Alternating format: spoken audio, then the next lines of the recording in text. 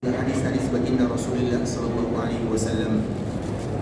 Kemudian kita senantiasa mengingatkan diri kami pribadi dan juga kita bersama untuk tidak melewatkan hari-hari kecuali mengucapkan salam dan salawat kepada baginda Rasulullah sallallahu alaihi wasallam. Allahumma salli ala Muhammad wa ala ahli baitihi wa ala azwajihi wa dhurriyyatihi kama sallaita ala Ibrahim wa ala ali Ibrahim innaka Hamidum Majid. Allahumma barik ala Muhammad wa ala ahli baitihi wa ala azwajihi wa dhurriyyatihi kama barakta ala Ibrahim wa ala ali Ibrahim innaka Hamidum Majid.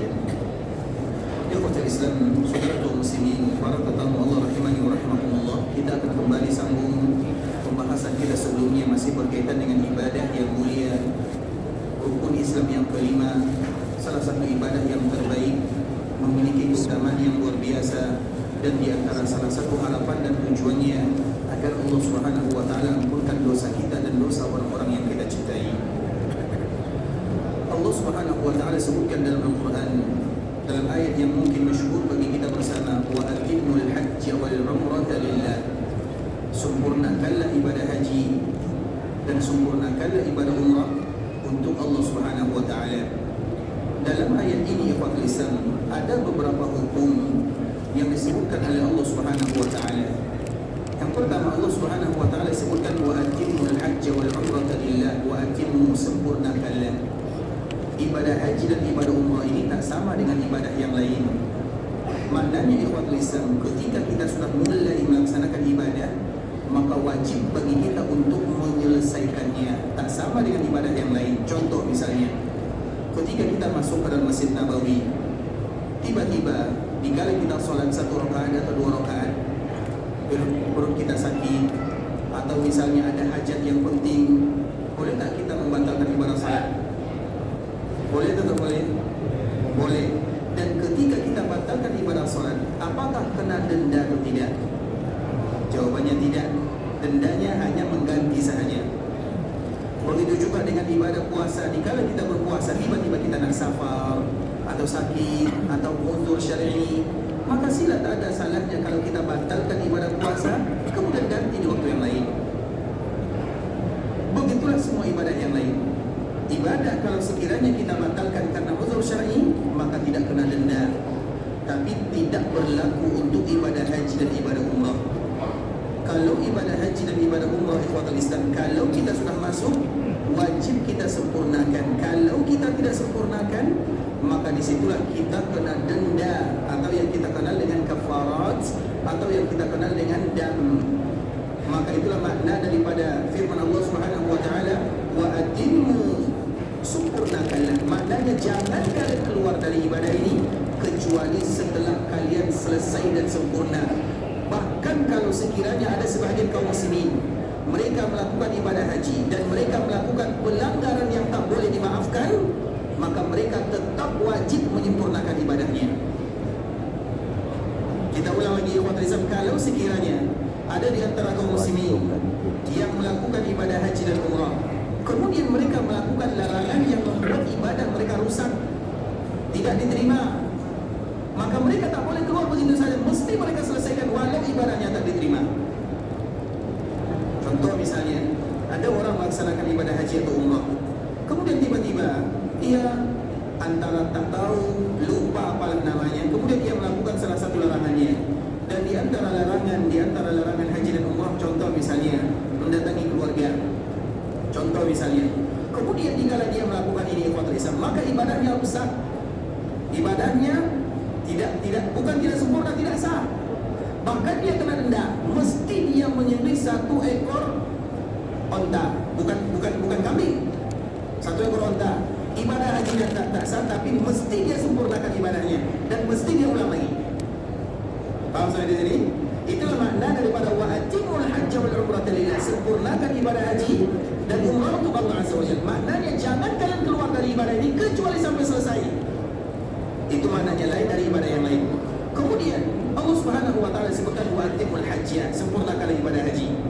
Kita semua tahu hukum ibadah haji. Apa hukum ibadah haji? Wajib bagi yang mampu. Hilangkan bagi yang mampu. Karena kalau bagi yang mampu nanti kita tak mampu-mampu. Bisa dipahami? Bagi yang mampu itu keadaan secara umum. tapi usahakan untuk, karena kalau bagi yang mampu, kita sudah tak mampu, tak ada usaha. Haji itu panggilan Allah Subhanahu wa taala. Kadang Allah, haji itu bukan bagi yang mampu, bagi mereka yang dimampukan oleh Allah Subhanahu wa taala. Ingat itu bahasanya. Kita selalu ingat cerita ini Pak Rizal. Dulu lepas Covid kan orang tak banyak pergi haji. Kalau biasanya pergi haji 2 juta, lepas Covid itu cuma 1 juta, 50% itu dikurangi. Tiba-tiba ya Pak Rizal, ada salah seorang kakek-kakek duduk di Masjid Istiqlal. Kita tahu kan Masjid Istiqlal, masjid yang besar di Jakarta, alhamdulillah. Kemudian dia duduk di situ, duduk saja. Dia sudah tua, duduk tengok keindahan masjid. Tiba-tiba ada safarah duta besar Arab Saudi, dia solat di situ. Kemudian dia salat. Selepas dia salat, dia tengok keliling, nampak Datuk tua sedang duduk, umur dah 60 tahun, 65 tahun. Kemudian dia kata lisan, maka kita tak tahu yang digerakkan hati duta ini datang bersua dengan dia. Assalamualaikum, waalaikumsalam. Bagaimana kabarnya? Alhamdulillah. Pakai bahasa Arab ya. Kemudian pertanyaan pertama dari duta ini, dari duta Arab Saudi ini, kakek sudah haji atau belum? Maka kakek dia mengatakan belum lagi. Maka duta ini langsung katakan, tahun ini juga berangkat haji, tak mendaftar, tak ada apa-apa, dan itu namanya haji kerajaan. Kalau haji kerajaan lain, dia itu haji fee-nya 5. Maknanya betul-betul haji biasanya setiap tahun itu ada jatah 5.000 orang biasanya dari semua negara, dan itu yang hajikan adalah kerajaan yang ada di sini, rajanya. Hafizahumullah taala jami'an. Coba kalau datuk ini dia tidur atau ketandas atau pergi beli air, itulah rezeki dimampukan oleh Allah Subhanahu wa taala. Jadi haji wajib atau tak wajib? Jangan buat kata tak mampu ya, atau bagi yang mampu ya, karena itu urusan kita dengan Allah Subhanahu wa taala. Betapa banyak kita tengok orang yang berangkat haji, dia tukang sapu. Betapa banyak yang berangkat haji, dia tukang sayur. Tapi Allah buat dia mampu untuk melaksanakannya, dipanggil oleh Allah Subhanahu wa taala. Setiap kelompok kita punya cerita tersendiri. Maka oleh kerana itu ibadah haji hukumnya adalah jangan sambung lagi. Bisa dipahami? Jangan disambung kalimatnya. Baik, wa atimul hajja wal umrah. Umrah apa hukumnya? Sunnah ya? Kalau umrah sunnah tak payah kita umrah ya. Umrah ini sunnah atau wajib? Sunnah ya? Atau tak tahu? Sunnah muakkad. Siapa yang cakap sunnah? Siapa yang cakap sunnah muakkad? Umrah itu hukumnya sama dengan haji. Umrah itu hukumnya sama dengan haji. Haji wajib atau sunnah? Berarti kalau haji wajib, maka umrah juga wajib. Makanya kenapa Allah Nabi SAW perintahkan kita untuk melaksanakan haji tamattu'? Karena dalam haji tamattu' ini kita selalu ulang, dalam haji tamattu' kita umrah dulu, kemudian selepas itu baru kita melaksanakan ibadah. Kita dapat dua-duanya, umrah sempurna, rukun juga, sedangkan haji juga disebut dengan rukun. Kenapa kita mengatakan yang demikian? Itu adalah hadis yang dibawakan oleh sahabat Umar bin Khattab radhiyallahu taala anhu. Jadi sahabat Umar ini disebutkan dalam hadis Jibril ya, hadis yang panjang, hadis malaikat Jibril. Karena Jibril ini dia selalu datang ajarkan agama kepada kaum muslimin, dan ia dalam bentuk manusia, seperti dalam bentuk salah seorang sahabat yang bernama Dihya Al-Kalbi. Jadi ada beberapa malaikat setiap kali nak bersua dengan Nabi, ia mesti berubah bentuk. Kalau malaikat Jibril biasanya dalam bentuk Dihya Al-Kalbi, salah seorang sahabat yang paling handsome. Kemudian ikhwatul Islam, kalau malaikat Israfil dalam bentuk Urwah bin Mas'ud. Ada beberapa sahabat yang kalau nak berjumpa dengan Nabi sallallahu alaihi wasallam, mereka berubah bentuk dalam bentuk yang lain. Salah satunya adalah malaikat Jibril. Kemudian ikhwatul Islam, Jibril ini dia sebutkan di antara rukun Islam, al-Islamu an tashhada an la ilaha illallah wa anna Muhammadar Rasulullah. Apa itu Islam? Yang pertama syahadat la ilaha illallah Muhammadur Rasulullah. Kemudian wa an tuqimas salat. Kemudian Islam yang kedua adalah mendirikan salat. Wa tu'tiyaz zakat. Islam yang ketiga adalah mereka yang bayar zakat. Nah, Islam yang keempat wa tahujja wa ta'tamir. Wa tahujja wa ta'tamir. Rukun Islam yang keempat dalam hadis ini haji dan umrah. Rukun Islam, maknanya rukun Islam berarti hukumnya adalah wajib. Maknanya Islam. Dari sini para ulama sebutkan bahawa hukum daripada ibadah umrah itu adalah wajib sebagaimana wajibnya hukum melaksanakan ibadah haji. Tentu masih banyak lagi hadis-hadis yang lain ikhwatul Islam yang menyebutkan bahawa rukun Islam, dan di dalam hadis ini rukun Islam ada 7. Di dalam hadis ini rukun Islam ada 7: syahadah, salat, zakat, haji dan umrah. Kemudian wa taghtasil minal janabah, mandi janabah. Kemudian wa an tutimmal wudu, kemudian menyempurnakan wudu. Kemudian wa tasuma Ramadan, kemudian engkau berpuasa di bulan Ramadan. Berarti berapa rukun Islam? Berarti rukun Islam tak 5 ya? 7 ya? Dalam hadis ini. Karena rukun Islam kita selalu sebutkan ikhwatul Islam, rukun Islam juga disebut dengan rukun iman. Rukun Islam juga disebut dengan rukun iman. Karena Nabi pernah ditanya, ya Rasulullah, mal iman? Apa itu iman? Apa kata Nabi? Iman itu mengucapkan kalimat syahadat, iman itu salat, iman itu zakat, iman itu haji, iman itu puasa. Berarti syahadat, salat, zakat, puasa, haji, rukun iman atau rukun Islam? Di sini. Dua-duanya? Betul dua-duanya. Macam mana nak bedakan Islam dan iman? Salat subuh. Siapa yang bisa bezakan antara iman dan Islam? Baik, silakan.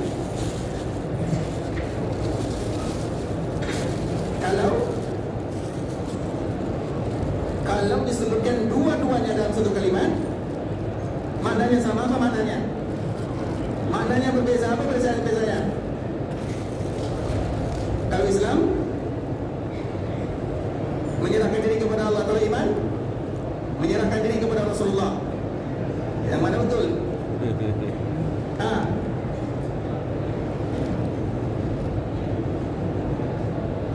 Dalam tiga Islam betul?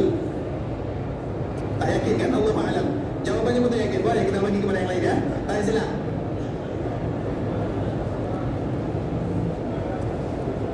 Kalau Islam itu lebih kepada ibadah yang sifatnya fisik, lisan atau perbuatan. Baik, kalau iman lebih kepada hati. Nah, Nabi ditanya apa itu iman, maka Nabi sebutkan iman itu salat. Apa kata Allah Subhanahu wa taala dalam Al-Quran? Dalam surah Al-Baqarah, "Wa ma kana Allahu liyudhi'a imanakum." Allah tidak akan pernah menghilangkan iman kalian. Makna iman di sini adalah salat. Karena dulu awal Nabi datang ke kota Madinah, kiblat itu masih menuju Baitul Maqdis. 17 bulan lamanya. 17 bulan lamanya kiblat kaum muslimin menuju Baitul Maqdis.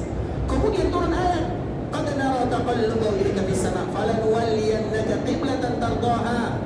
Wahai Muhammad, sekarang balikkan wajahmu menuju Ka'bah Musyarrafah.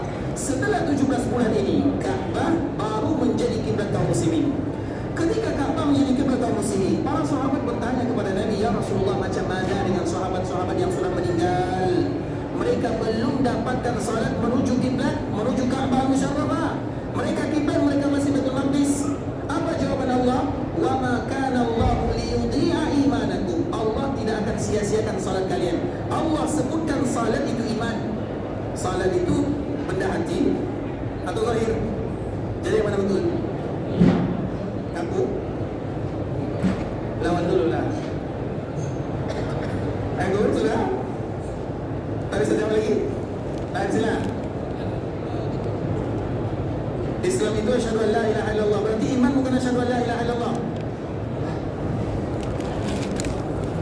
Iman itu melalui salat, zakat, bukan kembali itu. Allah ma'alam. Tak yakin ya? Ini masalah penting yang pada Islam. Bukankah kita seorang muslim? Bukankah kita seorang mukmin? Macam mana tentang iman dan Islam? Faham? Islam itu apa Islam? Islam itu aturannya? Islam aturannya, iman keyakinannya. Siapa yang cakap seperti itu? InsyaAllah boleh kalau insyaAllah tadi pada Islam. Masya Allah, Allahumma barik, Masya Allah sekalian. Tapi saya tak cakap betul ya. Tapi pada Islam, ingat kaidah ini. Iman tadi sudah disebutkan sedikit dan disinggung. Iman dan Islam kalau disebutkan dalam satu bahasa, kalau disebutkan dalam satu tempat, maka dia makna dia berbeza. Iman lain, Islam lain. Iman itu ikhwat Islam lebih kepada perkara-perkara yang batiniyah, sedangkan Islam itu lebih kepada perkara-perkara yang zahiriyah. Sedangkan apabila terpisah iman lain, Islam lain, maka makna dia sama. Macam kalimat al-birru wat taqwa, wa ta'awanu 'alal birri wat taqwa. Apa beda birri wat taqwa? Inna Allah ya'muru bil 'adli wal ihsan. Apa makna adl dengan ihsan? Adl, ihsan, birrun wa taqwa. Iman Islam adalah kalimat yang apabila sama berbeza, apabila berbeza sama. Paham? Tak paham ya? Tapi pada lisan, apabila ia bersatu ia berpisah, apabila ia berpisah ia bersatu. Tak paham? Apabila, makanya rukun Islam boleh dikatakan rukun iman, karena rukun Islam itu juga rukun iman. Dan rukun iman boleh tak dikatakan rukun Islam? Boleh tak boleh? Boleh, tak ada masalah. Rukun iman boleh kita katakan rukun Islam, rukun Islam boleh kita katakan rukun. Ini penting bagi sesiapa? Bagi kita yang mengajar. Kalau ada kita bertanya kepada anak murid, misal contoh kita cikgu, apa itu rukun Islam? Anak murid kita jawab, rukun Islam ada 6. Salah atau betul? Buatlah betul. Bisa dipahami? Atau kebalikannya, rukun Islam itu, rukun iman itu 5. Salah atau betul? Betul. Karena terpisah. Apabila terpisah bersama, apabila bersama terpisah. Maaf, kita lanjut saja ya. Ini bahasanya agak lain sedikit. Tapi ikhwatul Islam kita lanjutkan. Makanya rukun Islam dalam hadis ini ada 7. Dalam hadis ini ada 7. Memang secara umum 5 itu untuk memudahkan kaum muslimin. Ingat ya, bukan berarti rukun Islam itu berubah. Ingat, bukan berarti rukun Islam itu baru berubah. Tapi dalam hadis ini sanadnya juga sahih, karena hadis itu banyak yang Islam. Tapi untuk memudahkan kaum muslimin 5. Tapi dalam hadis ini ada 7. Dalam hadis yang lain banyak lagi. Maknanya Islam itu adalah bagaimana kita melakukan ketaatan kepada Allah Subhanahu wa taala, melaksanakan setiap perintah Allah. Karena Islam itu sendiri, apa makna Islam itu sendiri? Al-istislamu lillahi bit-tauhid wal inqiyadu lahu bit-ta'ah wal bara'atu minasyirki wa ahli. Itu Islam. Islam itu berserah diri dengan mentauhidkan Allah Azza wa Jalla. Bukan hanya menyerahkan diri. Banyak orang yang menyerahkan diri tapi tak mentauhidkan Allah Azza wa Jalla. Kemudian melakukan perintah Allah, melaksanakan perintah Allah, meninggalkan larangannya, dan berlepas diri dari kesyirikan dan orang yang melakukannya. Itu makna Islam seperti yang disebutkan oleh Imam At-Tabari rahimahullah ta'ala di tafsirnya. Terlepas daripada itu semua ikhwat Islam, kita kembalikan kepada tajuk pembahasan wa atimul hajj wal umrah lillah. Sempurnakanlah ibadah haji dan umrah untuk Allah. Maknanya haji hukumnya wajib, umrah hukumnya juga wajib. Dan sesiapapun yang tak menyempurnakan ibadah haji dan ibadah umrah karena udzur syar'i, karena tak udzur syar'i, maka mereka mesti kena denda kafarat. Dan kafarat itu banyak macamnya. Ada yang kafaratnya mesti dengan unta, ada yang kafaratnya mesti dengan puasa, ada yang kafaratnya hanya dengan dam atau dengan kambing. Itu adalah macam-macam kafarat yang nanti akan kita jelaskan. Kemudian ikhwatul Islam, kemarin kita telah menyebutkan di antara salah satu yang harus kita lakukan di dalam melaksanakan ibadah haji tamattu adalah mengawali dengan umrah. Dan kemarin kita telah sebutkan tentang tawaf. Kita telah menyebutkan tentang tawaf, bahwa di awal kita tawaf, kalau kita bisa sentuh Hajar Aswad, kita cium, alhamdulillah. Kalau tak bisa cium Hajar Aswad, ciumlah yang bersentuhan dengan Hajar Aswad. Kalau tak boleh, maka bagi isyarat untuk putaran awal memula tawaf, ucapkanlah Bismillah ya Allahu Akbar tanpa mencium tangan, kecuali kalau tangan kita ini bersentuhan dengan Hajar Aswad. Makanya sebagian para ulama, terutama jumhur ikhwatul Islam, tarkuhu aula. Mereka sebutkan tarkuhu aula, meninggalkannya lebih baik. Apa makna meninggalkan lebih baik? Yaitu mencium tangan. Meninggalkan mencium tangan lebih baik, kecuali kalau tangan kita ini bersentuhan dengan Hajar Aswad. Itu adalah di antara 3 yang harus kita lakukan. Kemudian kita tawaf. Dan di tawaf itu kemarin kita sebutkan di kuadrisan tak ada doa khusus. Yang penting di dalam tawaf, manfaatkan untuk beribadah, baca Quran atau berzikir atau diam. Kemudian kita juga telah menyebutkan kemarin, usahakan mata kita ini menengok Ka'bah Musyarrafah. Dia tak wajib di kuadrisan. Kenapa demikian? Untuk menghadirkan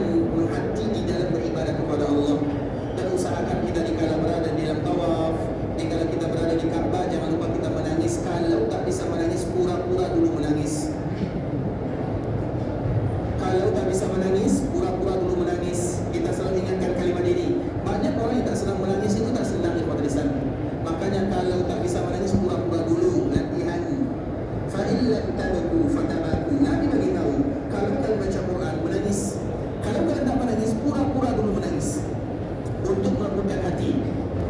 Karena di antara tanda hati orang lembut adalah dengan menangis. Ingat ikhwan lisan, sesiapapun di antara kaum muslimin yang sulit untuk menangis, hafalkan doa ini. Allahumma inni a'udzu bika min ilmin la yanfa' wa min qalbin la yakhsha' wa min 'ainin la tadma' wa min du'ain la yusma' wa a'udzu bika min haula'il arba'. Sesiapapun di antara kita yang sulit untuk menangis, hafalkan doa ini. Allahumma inni a'udzu bika min ilmin la yanfa'.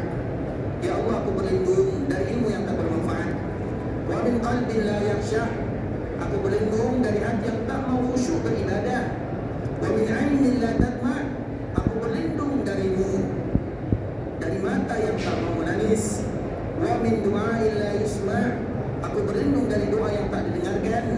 Wa a'udzu bika min haula'il arba'. Aku berlindung kepadamu dari 4 benda ini. Ilmu yang tak bermanfaat, hati yang tak khusyuk, mata yang tak mau menangis, doa yang tak didengar. Mata tak mau menangis, itu tanda hati kita kasar. Dan kalau di tanah haram hati kita kasar, macam mana kalau kita di tanah halal? Kalau di tanah haram hati kita kasar, macam mana kalau kita berada di tanah halal? Makanya kalau tak sanggup menangis, latihan dulu menangis. Oleh karena itu kita selalu sebutkan ikhwatul Islam dalam berdoa, kita tidak akan sanggup berdoa lama sebelum kita latihan, sebelum kita melaksanakan ibadah yang terbaik. Makanya kemarin kita menyebutkan di Arafah, kaum muslimin akan banyak gagal dalam berdoa ketika mereka tak ada latihan doa sebelumnya. Karena Arafah itu nanti kan mulai dari siang. Anggaplah zuhur. Zuhur kita khutbah, kemudian solat zuhur 2 rakaat, kemudian asar 2 rakaat. Kemudian setelah solat ini, apa yang harus kita lakukan? Apa yang harus kita lakukan? Apa yang harus kita lakukan? Ibadah yang terbaik di waktu atau di hari Arafah adalah berdoa. Selepas kita salat itu biasa cari tempat masing-masing. Cari tempat masing-masing. Yang sana cari di ujung khaymah dia, di ujung kemah dia. Yang sana cari tempat di bawah pohon. Yang ini cari. Yang penting selama berada di Arafah, cari. Selepas kita mendengarkan khutbah, selepas kita mendengarkan salat berjamaah, salat zuhur 2 rakaat, kemudian asar 2 rakaat, maka selepas itu ikhwatul Islam, cari tempat masing-masing, berdoalah di sana, berzikirlah di sana, baca Quranlah di sana. Kalaupun nak pindah tempat lain. Makanya kemarin kita sebutkan hari Arafah, tarikh 9 Dzulhijjah, hari di mana Arafah. Apa makna Arafah? Apa makna Arafah? Apa makna Arafah? Tak ikut menasik gimana ya? Apa makna Arafah? Apa makna Arafah?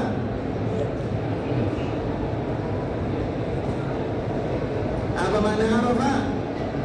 Cari sendiri nanti ya. Arafah itu apa? Padang luas ya. Kalau Arafah padang luas, Muzdalifah juga padang luas. Mengetahui. Tahu lagi, sikit lagi.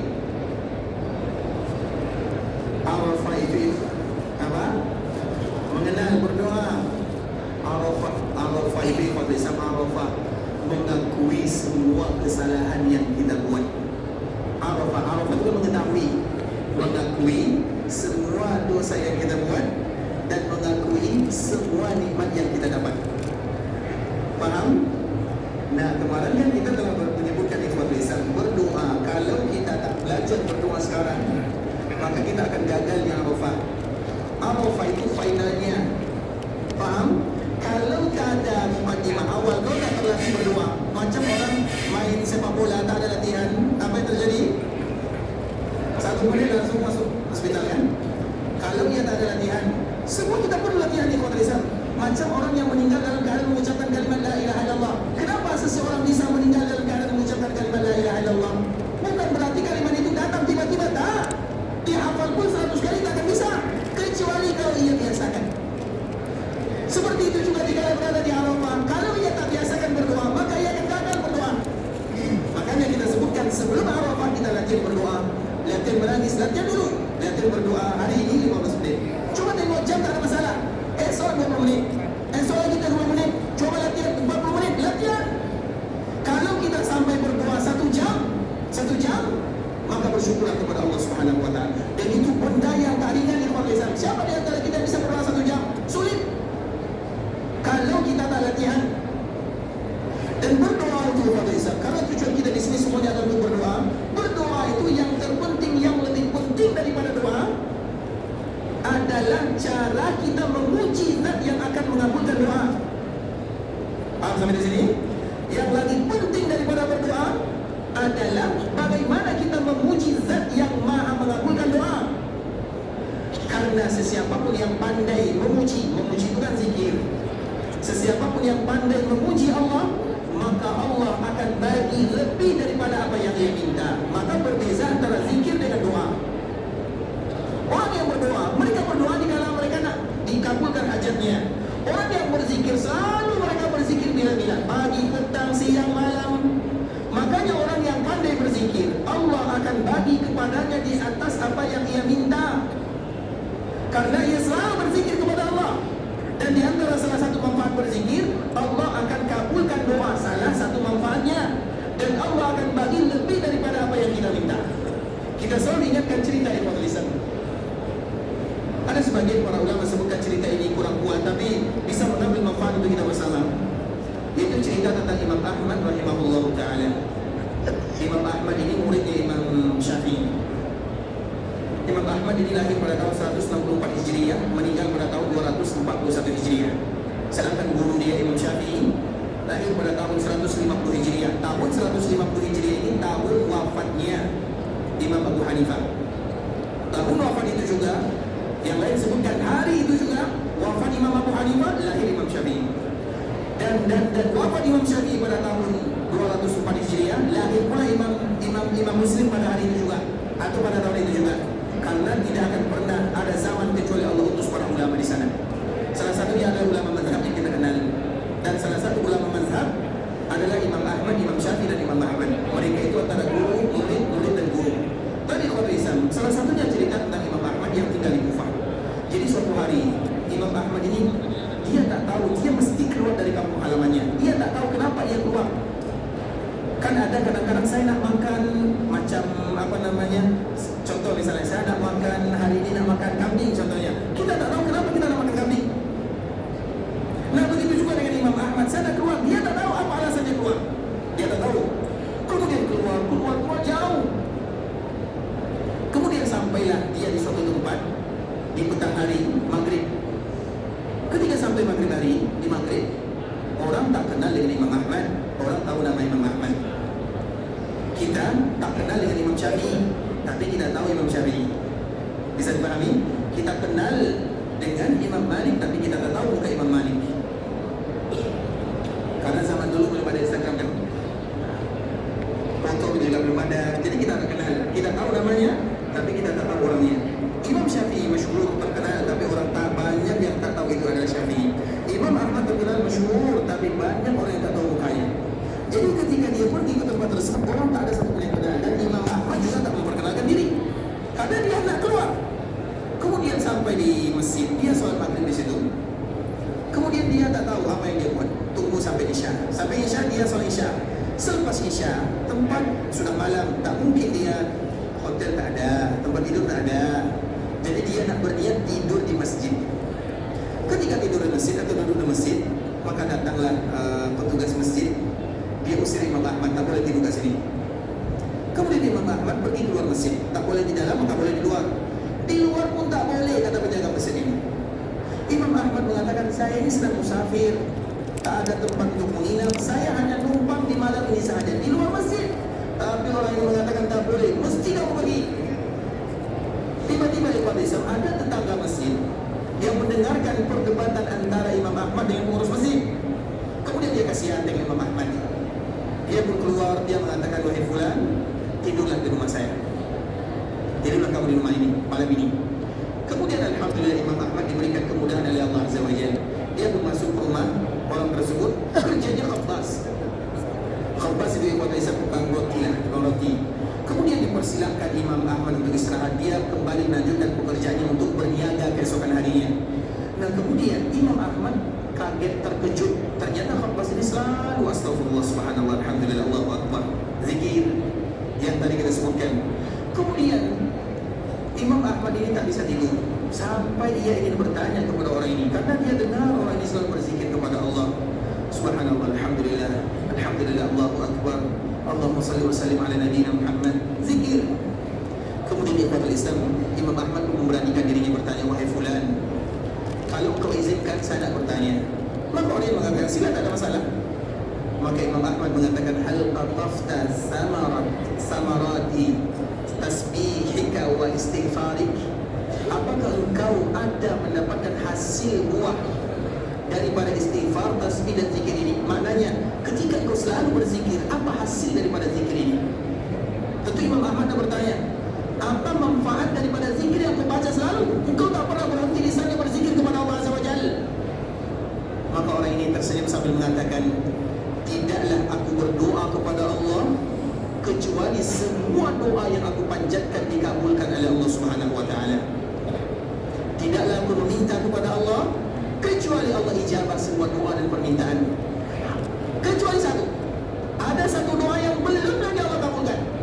Maknanya semua yang saya minta kepada Allah, Allah bagi, kecuali satu. Imam Ahmad ini bertambah bertambah rindu. Apa yang satu yang belum Allah bagi? Apa kata orang ini? Ada salah satu doa yang selalu aku minta kepada Allah. Ya Allah, aku ingin bertemu dengan salah seorang hamba yang bernama Ahmad bin Hanbal. Aku ingin bertemu dengan salah seorang ulama yang bernama Ahmad bin Hanbal. Dia tak tahu kalau yang ada di depannya itu adalah Ahmad bin Hanbal. Kemudian dikala dia mendengarkan kalimat ini, Ahmad bin Hanbal, Allahu Akbar, inilah alasannya kenapa saya mesti keluar dari kampung halaman saya, berjalan meninggalkan kampung halaman, diusir, kemudian tidak tahu di mana akan tinggal. Ternyata Allah ingin kabulkan doa kamu. Saya adalah Ahmad bin Hanbal. Kemudian dikala penjual roti ini mengatakan Allahu Akbar, Allah kabulkan doa saya. Kemudian pada akhirnya mereka berpelukan dan Imam Ahmad tinggal semalam di rumah orang tersebut. Kemudian pada akhirnya Imam Ahmad kembali pulang ke kampung halamannya. Imam Ahmad keluar dari kampung halamannya hanya untuk Allah mengabulkan doa orang yang selalu berzikir kepadanya. Makanya ikhwatul Islam, ini momen yang terbaik. Jangan kita hanya mulakan berzikir dikala kita berada di Mekah. Jangan kita mulakan berzikir dikala kita berada di Arafah. Mulakan zikir dari sekarang. Kenapa harus di Mekah dulu harus berzikir? Kenapa kita, contoh, sekarang di tempat tinggal kita jauh, ada yang 500 meter, ada yang 300, tergantung, ada yang depan, ada yang kanan, ada yang kiri, ada yang belakang. Kenapa kita tak belajar berzikir subhanallah sambil dari tempat tinggal, dari hotel sampai ke Masjid Nabawi? Coba kalau kita ucapkan subhanallah, berapa kali kita akan ucapkan subhanallah? Alhamdulillah, Allahu Akbar, sallallahu alaihi wasallam, kalimat la ilaha illallah, tasbih, tahmid, tahlil.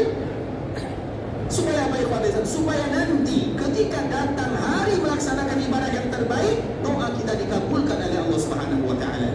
Itu yang kita inginkan. Jadi jangan tunggu berzikir jika kita berada di Mekah. Tunggu dulu di Arafah. Nanti saya baru berdoa. Nanti saya baru berzikir dari sekarang. Karena kita tahu tak, apabila kita nanti sampai di Arafah, Allah mudahkan kita berzikir, Allah mudahkan kita berdoa, Allah alam. Banyak di antara kaum muslimin, Allah tak mudahkan mereka berdoa jika mereka berada di Arafah. Berdoa 5 menit, selesai, lepas itu main handphone. Kadang main game. Di Arafah main game. Itu ada di antara hukuman terberat dari Allah Azza wa Jalla. Hukuman terberat dari Allah ketika Allah tak ingin melihat kita menangis. Hukuman terberat dari Allah ketika Allah tak ingin melihat kita berdoa. Hukuman dari Allah ketika Allah tak ingin kita berzikir. Istahwat alaihim syaitan fa'ansahum zikrullah. Allah bagi tahu dalam surah Al-Mujadilah, syaitan sudah kuasai mereka. Dan di antara bentuk Allah hukum, fa'ansahum zikrullah. Allah buat dia lupa berdoa. Allah buat dia lupa berzikir. Allah buat dia tak bisa menangis. Allah buat dia tak bisa berdoa. Itu hukuman dari Allah Subhanahu wa taala. Tak sanggup berdoa, hukuman dari Allah. Tak bisa menangis, hukuman dari Allah. Tak bisa berzikir, juga hukuman dari Allah Subhanahu wa taala. Itulah hukuman. Istahwadha alaihim syaitan fa'ansahum zikrallah. Yang buat kita tak bisa berdoa adalah Allah, karena Allah tak ingin dengar doa kita. Oleh karena itu ikhwan Islam, kita selalu ingatkan kepada kaum muslimin, dalam berdoa itu bukan itu finalnya itu di Arafahnya, tapi muqaddimah, awal mula. Kalau bahasa kitanya persiapan, pemanasannya itu mulai dari sekarang. Baru nanti di Arafah itu adalah hasil daripada pemanasan yang selalu kita buat. Kemudian kita juga menyebutkan di khotbah Islam, jika kita berdoa, yang lebih penting daripada doa itu adalah bagaimana kita memuji zat yang akan mengabulkan doa. Karena kalau kita tepat dalam memuji, sebelum kita meminta Allah sudah kabulkan. Coba bayangkan, sebelum kita meminta Allah sudah kabulkan. Tapi bagi mereka yang tepat dalam memuji Allah Subhanahu wa taala, sekarang perhatikan baik-baik, tak boleh ada yang mengantuk apalagi tidur. Karena ini penting sangat. Di antara muqaddimah dalam berdoa, pemanasan dalam berdoa ikhwatul Islam, yang pertama adalah memuji Allah Subhanahu wa taala. Pujian kepada Allah banyak macamnya, dan pujian yang paling ringkas adalah alhamdulillah. Tapi tahukah kita ada pujian yang terbaik sepanjang masa? Pujian yang dengannya malaikat turun ke dunia, ajarkan kita untuk memuji Allah, karena kita tak akan pandai memuji Allah kecuali apa yang Allah ajarkan kepada kita untuk memujinya. Hadis ini Islam, para ulama terjadi perselisihan, tapi hadis ini dibawakan oleh sahabat Hudzaifah bin Yaman. Jadi Hudzaifah sedang salat. Kemudian dikala dia salat, dia mendengarkan ada suara. Kemudian setelah dia salat, dia tengok tak ada suaranya. Dari mana suaranya berasal dia tak tahu. Dia mengadu kepada Nabi, ya Rasulullah, tadi saya sedang salat. Kemudian saya dengar ada suara, ada kalimat yang terucap. Kemudian dibacakan oleh Hudzaifah. Apa kata Nabi? Dzaka malak yu'allimuka tahmid rabbik. Itu adalah malaikat yang turun mengajarkan bagaimana cara engkau memuji Allah Subhanahu wa taala. Allahumma lakal hamdu kullu wa lakal mulku kullu biyadikal khairu kullu ilaika yurja'ul amru kullu alaniyatuhu wa sirru ahlun an tuhmad innaka ala kulli syai'in qadir. Sudah hafal? Lagi. Ini muqaddimah, baru awal mula. Dan sesiapa yang tepat dalam memuji Allah, Allah akan kabulkan doa dia sebelum dia berdoa. Apalagi kalau setelah ia tentu tak senang cara memuji Allah Azza wa Jalla. Dan yang pertama cara memuji Allah, karena Nabi pernah mendengarkan ada orang yang berdoa tak memuji Allah. Apa kata Nabi? Ajila hadha. Orang ini terlalu bergesa-gesa di dalam berdoa, Allah tak akan kabulkan doa yang tak ada pujian di dalamnya. Macam mana doa kita dikabulkan oleh Allah? Kita langsung minta langsung, ya Allah, saya ini lupa dia kepada Allah. Dia lupa memuji Allah. Dan di antara pujian yang terindah adalah kalimat tadi, Allahumma lakal hamdu kullu wa lakal mulku kullu biyadikal khairu kullu ilaika yurja'ul amru kullu alaniyatuhu wa sirru ahlun an tuhmad innaka ala kulli syai'in qadir. Sudah hafal? Terus kalau tak hafal macam mana? Lagi. Repeat. Lagi. Sudah rekam ya? Yang tak rekam, minta sama sudah rekam, karena saya tak mau ulang lagi. Tapi di kota Islam sudah tahu tak hafal kan? Tapi tak rekam, jadi macam mana nak hafal?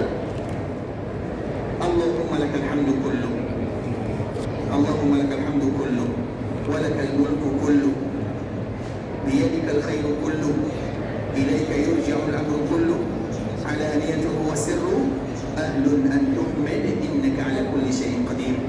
Awalilah doa dengan kalimat ini.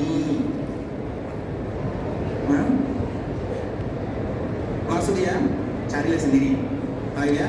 Makna dia kalau sudah dapat doa ini, nanti bisa kita tahu makna sendiri. Allahumma lakal hamdu kullu. Ya Allah, pujian itu semuanya dari awal sampai akhir untukmu. Walakal mulku kullu, semua kejayaan, kerajaan, semua di dunia, di akhirat, semua milikmu. Bukan itu pujian yang terindah? Sisa makna dia nanti cari sendiri ya. Itu awal langkah mula.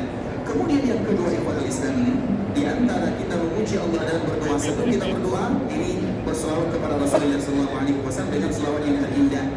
Dan selawat yang terindah adalah selawat Allahumma salli ala Muhammad وعلى أهل بيته وعلى أزواجه وذرياته كما صليت على إبراهيم وعلى آل إبراهيم إنك حميد مجيد اللهم بارك على محمد وعلى أهل بيته وعلى أزواجه وذرياته كما باركت على إبراهيم وعلى آل إبراهيم إنك حميد مجيد. Sudah hafal?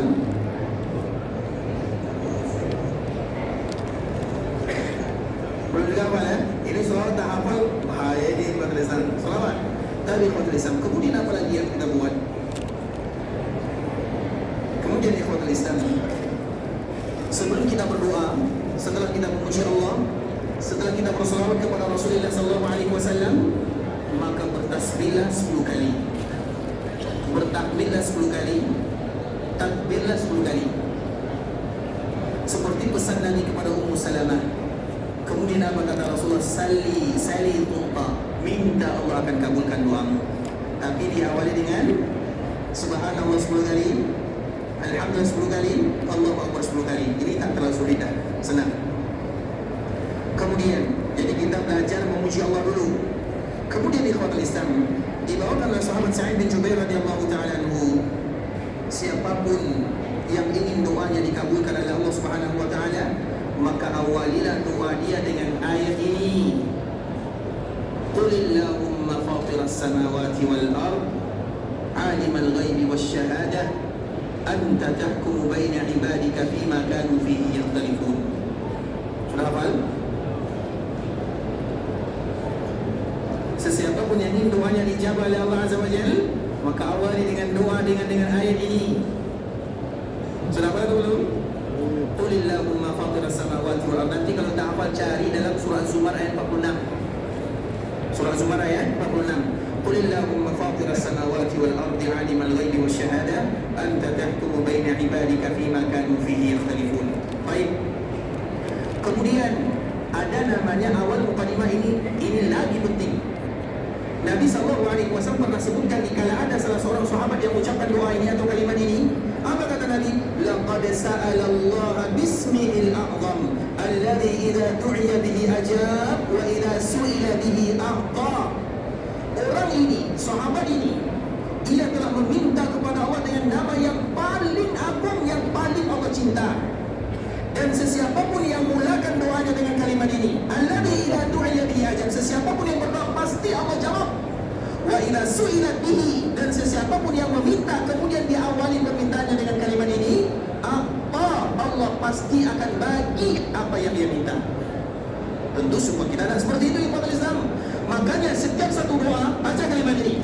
Contoh misalnya, kita nak ingin dapat keturunan, ya Allah, aku belum dapat keturunan, atau anakku belum dapat keturunan, maka awali dengan kalimat ini. Kalau bisa ikhwatul Islam, setiap satu doa awali dengan kalimat ini.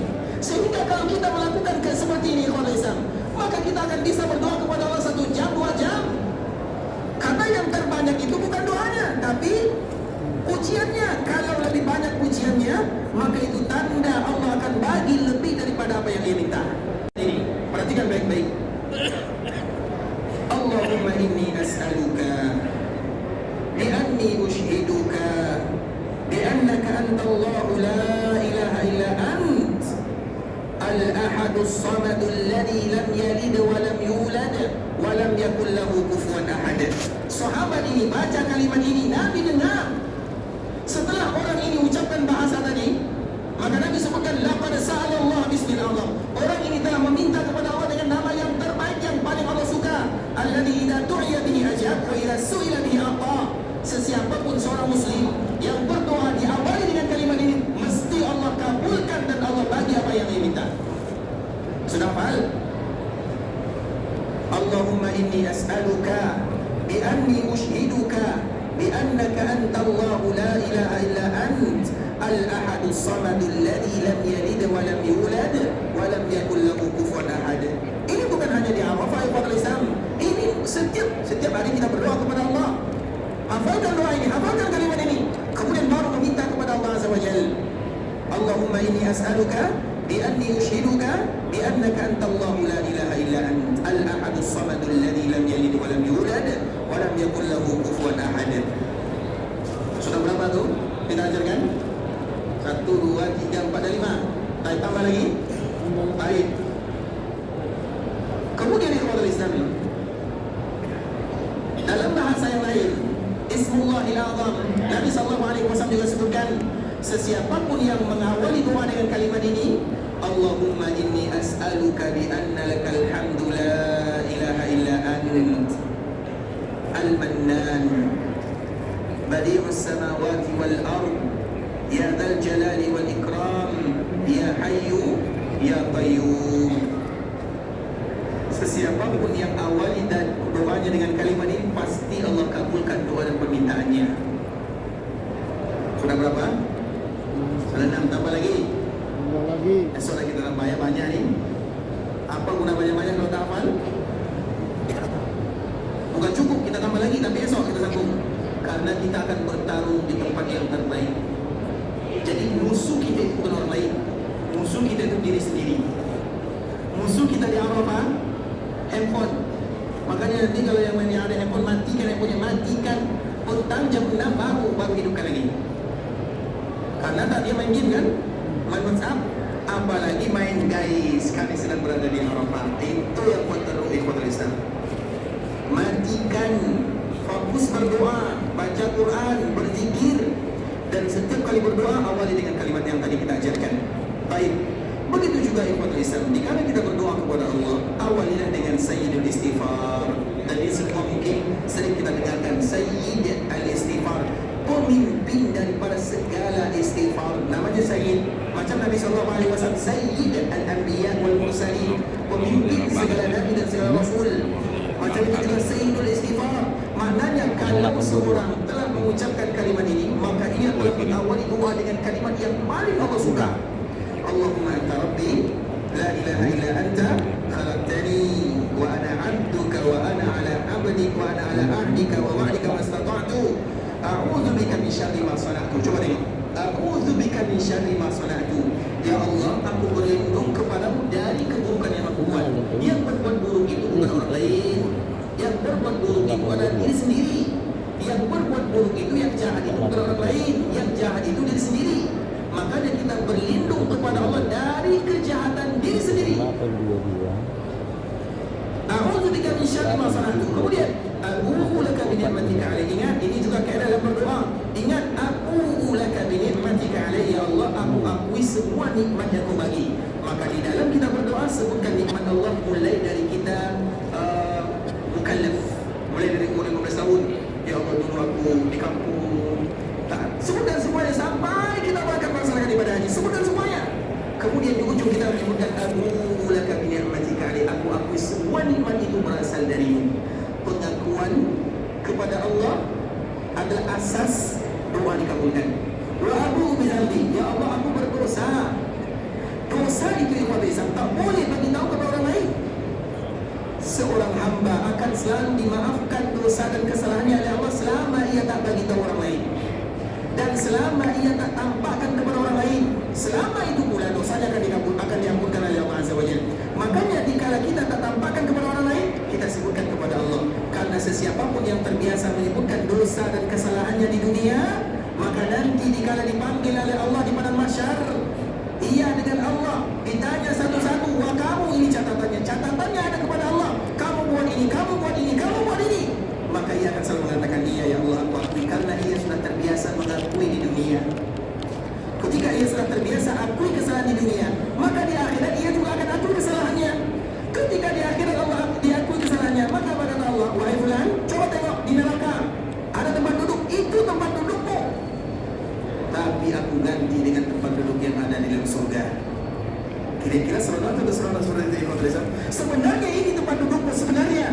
Tapi karena kamu terbiasa akui kesalahan, aku ganti dengan tempat duduk yang ada di dalam surga.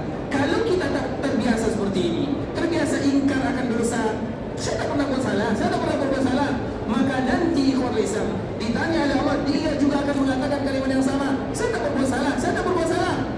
Ketika ia selalu mengatakan kalimat ini, maka Allah sebutkan al-yawma nakhtimu ala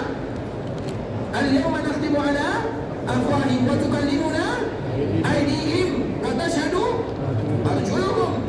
Hari ini kami kunci mulutnya, mulut yang biasa berdusta, tak mau mengaku.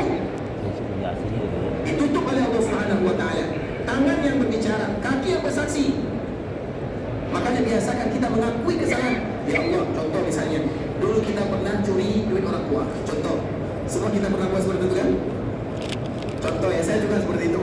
Tadi pada Islam, ya Allah, saya dulu zalim kepada ayah ibu saya. Saya ambil duit dia, padahal itu duit untuk belanja, duit untuk dapur, untuk rumah. Saya ambil, ampunkan dosa saya, Allah, dan ampunkan dosa ayah ibu saya. Bukan ini yang terbagi pada Islam. Kemudian ya Allah, saya dulu pernah zalim kepada tetangga. Saya curi duit dia, saya zalim kepada dia, saya ghibah, saya namimah. Saya ceritakan aib mereka, saya sebutkan semuanya. Supaya kita terbiasa mengakui kesalahan di dunia, latihan supaya nanti bisa mengakui kesalahan di akhirat. Dan dengan itu Allah ganti tempat duduk yang semestinya di neraka menjadi tempat duduk yang ada dalam surga. Itulah yang disebutkan oleh para ulama dengan arad. Arad itu bukan hisab, karena siapapun yang dihisab di akhirat pasti akan diazab. Man husiba uzib, kata Ibunda Aisyah radhiyallahu ta'ala anha, man husiba uzib, sesiapapun yang dihisab, kalau ceritanya sudah hisab mesti diazab. Maknanya transit dulu di neraka. Dan itu tak senang yang buat hisab. Tapi ada namanya arad. Arad itu yang bukan hisab. Arad itu hanya Allah ingin memperlihatkan keagungannya, kasih sayangnya, keadilannya. Allah bacakan dosa agar kita tahu bahawa semua yang kita buat Allah nampak. Tapi setelah itu Allah tutup semuanya. Kemudian Allah bagi rahmat, kasih sayang, dan kasih sayang terindah dari Allah adalah surga yang diharapkan oleh semua manusia. Itu disebut dengan arad. Kita tak malu, kita hanya dengan Allah sahaja. Manusia tak tahu. Dan di antara salah satu yang membuat kita bangga dan bahagia di akhirat, ketika tak ada satu pun yang tahu kalau kita berbuat dosa kecuali Allah Subhanahu wa taala. Akhirnya kita tak malu. Tapi kalau kita berbuat dosa, Allah tampakkan kepada semua orang, malu kita ikhwan Islam, malu di dunia dan malu di depan manusia yang lainnya. Tapi ikhwan Islam, makanya penting sayyidul istighfar, abu laka bi ni'matika alayya wa abu bi dzambi. Sebutkan semua dosa kesalahan kita, sebutkan satu-satu. Itu yang akan membuat waktu kita habis larut dalam berdoa. Itu dia. Itulah yang mesti kita lakukan di Arafah. Itu dia. Supaya nanti kita dapat doa setengah jam saja, 1 jam setengah. Kalau pernah di khutbah Islam, istirahat, baca Quran, atau berzikir, lepas itu doa lagi, ulang lagi. Momen terindah yang tak akan pernah terulang kedua kalinya. Kemudian faghfir li fa innahu la yaghfiru dzunuba illa anta. Maka jangan pernah lupakan sayyidul istighfar. Tambah lagi. Masih ada waktu tambah. Sudah hafal ni? Betul ni? Tambah banyak-banyak, tambah macam mana?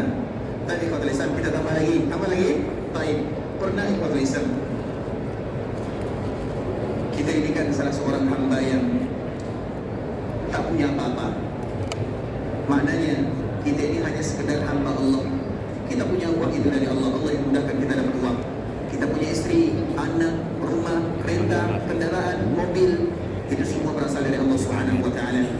Maka di antara kalimat yang paling Allah suka adalah kalimat ketika seseorang berdoa kepada Allah, yang semua kita hafal, tapi kita hanya sekedar ingatkan. Ya Hayyu Ya Qayyum birahmatika astaghits aslih li sya'ni kullahu wa la takilni ila nafsi tarfatan. Ulang ini 10 kali, 15 kali, 20 kali. Ya Allah, seolah-olah maknanya, ya Allah, aku ini hamba yang lemah, tak boleh buat apa-apa. Aku kalau seandainya bukan karena pertolongan darimu tak bisa haji, tak bisa berbuat ini, tak bisa berdiri, tak bisa berdoa.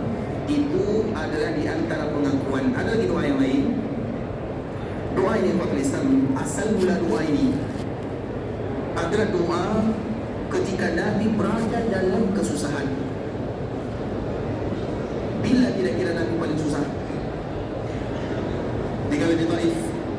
Di Taif itu Nabi paling susah Pak Islam. Sampai-sampai malaikat turun, Jibril turun. Dan Jibril turun, tak seorang turun. Dia bawa malaikat penjaga bukit. Oh Jibril, ini malaikat. Allah izinkan ia mengabulkan apapun yang kamu minta. Kalau sekiranya engkau katakan angkat bukit ini, timpakan kepada penduduk Taif, maka Taif tidak akan pernah ada sejarahnya untuk selama-lamanya sampai dunia kiamat. Tapi Nabi tak mengatakan yang demikian. Nabi meminta dengan kalimat yang terindah. Apa doa Nabi sallallahu alaihi wasallam? Nabi sallallahu alaihi wasallam mengatakan, Allahumma inni, ya Allah, sesungguhnya aku atabarra'u, aku berlepas diri dari kekuatan dan upaya yang aku punya. Allahumma inni atabarra'u min hawli wa quwwati wa altaji'u ila hawlika wa quwwatik. Aku hanya bersandar kepada kekuatanmu. Allahumma a'inni wa la tu'in alayya. Ya Allah, tolong aku.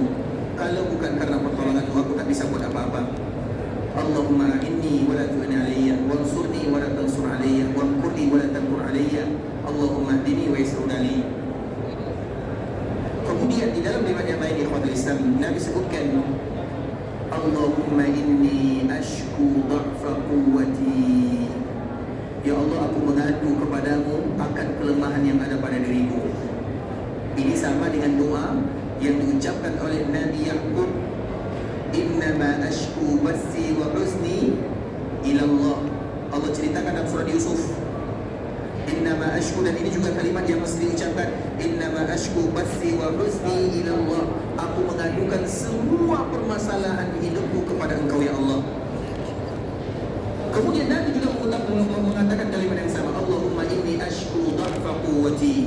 Ya Allah, aku mengadu kepadamu, aku ini lemah. Kata Nabi SAW, Allahumma inni ashku dha'fa quwwati wa qillata hilati. Aku tak bisa buat apa-apa. Wa hawani 'ala nas, aku dianggap hina oleh manusia. Aku ini dipandang oleh orang lain yang pandang tak ada apa-apanya di mata mereka. Ya Arhamar Rahimin, dan Engkau adalah Zat yang Maha Pengasih lagi Maha Penyayang. Anta Rabbul Mustada'afin. Engkau itu adalah Rabb yang Maha Rabb orang-orang yang lemah. Maknanya saya ini lemah dan Engkau adalah Rabbku. Anta Rabbul Mustada'afin, Anta Rabbi ila man takiluni. Ya Allah, kepada siapa aku harus meminta lagi kalau bukan kepadamu? Kepada siapa engkau sandarkan diriku kalau bukan kepadamu? Ila man takiluni, ila ba'idin yataja'akuni. Apa kepada orang yang jauh yang tak kenal?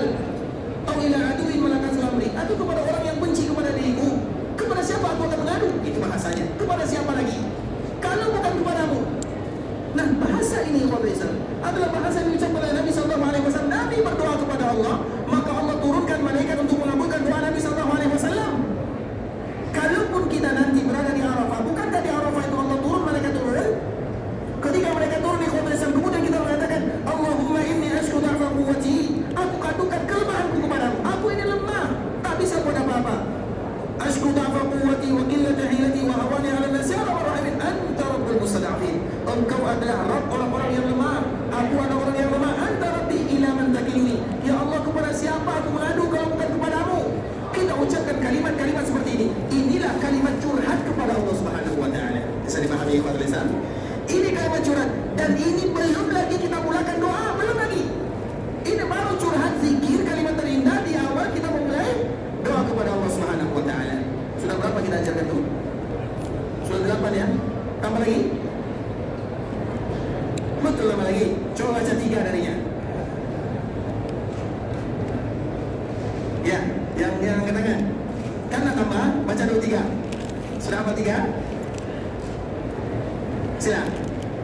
Yang pakai baju hitam, yang ada lalu itu, bisa? Yang tadi angkat tangan, boleh. Sudah apa 3? 3 saja. Ada sudah apa 3 dari apa kita sebut? Sampai sila.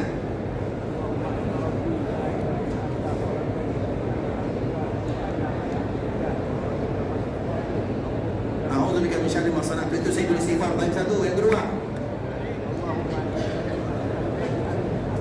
Allahumma inni as'aluka bi anni ushiduka bi annaka anta Allah la ilaha illa ant al-ahad al-ahad as-samad alladhi lam yalid wa lam yulad wa lam yakul lahu kufuwan ahad. Yang ketiga,